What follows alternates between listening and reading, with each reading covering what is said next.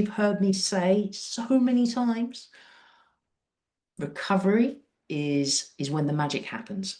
It's not during your training that you are getting stronger. It is during the recovery process.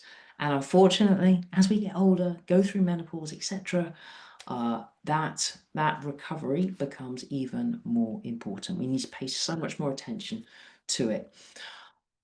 Training provides the stimulus, but the recovery is when we get the adaptations. In terms of how your breathing can help, okay, so if we go back to yesterday, I mentioned those proactive strategies that we can use to start shifting our bodies out of that fight-flight state into that rest and digest state. And it's in that rest and digest state that we experience the recovery process. And that's the role of breathing in this. Breathing will directly take us out of that fight-flight state into a rest and digest state. And that is because of the role of the vagus nerve.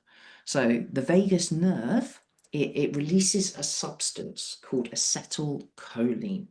And acetylcholine, it helps slow the heart rate, and it basically puts us into this rest and digest state where effectively recovery, healing can occur. Being in a fight-flight state is very catabolic, so it's a breakdown state, whereas the rest and digest state, the parasympathetic nervous system, is the opposite. It rebuilds and regenerates us, rejuvenates us. So that's why it's so important. And we can stimulate our vagus nerve when we breathe through our nose, when we breathe light, when we breathe slow, and we breathe low. So the diaphragm and the vagus nerve, they're very close together. When it comes to slow breathing, particularly the exhale will stimulate the vagus nerve. So, for example, you could breathe in for 4 counts and out for 6. So we really want to slow that exhale portion of the breath. So, for example, after training is the perfect time. 2 minutes of diaphragmatic, nasal, slow breathing. Just 2 minutes. Rather than rushing off and doing what you've got to do, just spend 2 minutes just lying down, simply breathing. So you could do 4 counts in, 6 counts out. Do that 12 times and boom, you've got your 2 minutes. And in that time, you have totally taken your body out of this fight-flight state, which is what we need to be in during training. But we've shifted into this rest and digest state, and that is where recovery will happen. And that is what is going to improve your hill climbing. The training, if your body is stuck in that fight-flight state, you're not going to adapt to the training that you are doing. So this is why breathing is so powerful.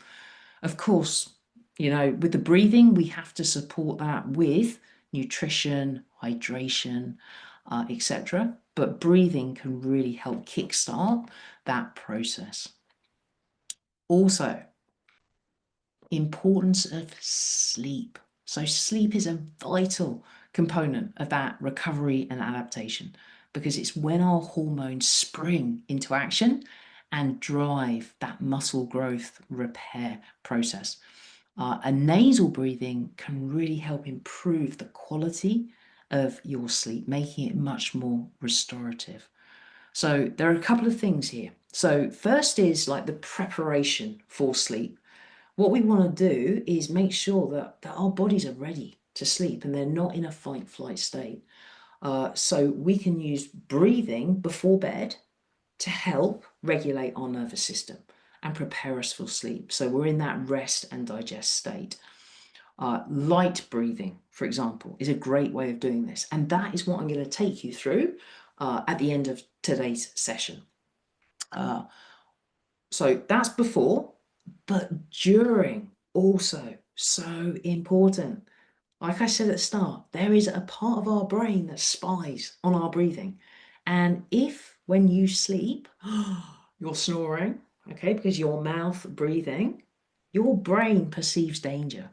And in that state, you're not going to get that restorative sleep. So nasal breathing during sleep can really, really help have a much more restorative, deeper sleep.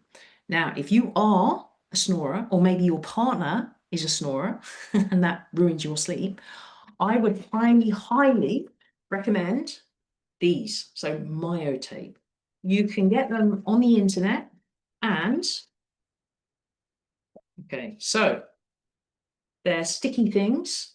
You pop them around your mouth, and they help keep your mouth closed.